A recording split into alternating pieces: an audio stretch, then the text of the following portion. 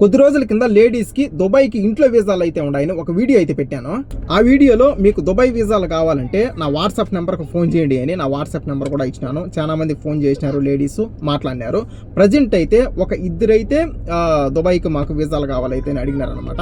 ఒక ఆమె కొత్త ఆమె, ఇంకొక ఆమె పాత అనమాట. ఆల్రెడీ వేరే కంట్రీలో చేసిందామా, వాళ్ళ పాస్పోర్ట్లు కూడా నేనైతే తీసుకొని వచ్చినాను. ఒక ఆమె అయితే రైల్వే కోడర్ సైడ్ ఆమె, ఇంకొక ఆమె వచ్చేసి తిరుపతి రేణుగుంట సైడ్ అనమాట.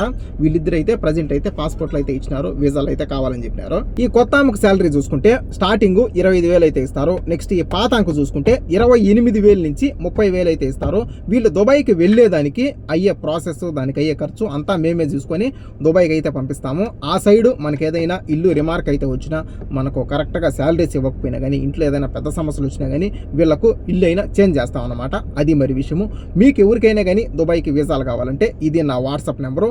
వాయిస్ మెసేజ్ అయితే పెట్టండి వాట్సాప్కు. ఓన్లీ లేడీస్ వరకే దుబాయ్ ఇంట్లో వీసాలు అనమాట. కుకింగు, క్లీనింగు, చిన్నపిల్లలు చూసుకునేది.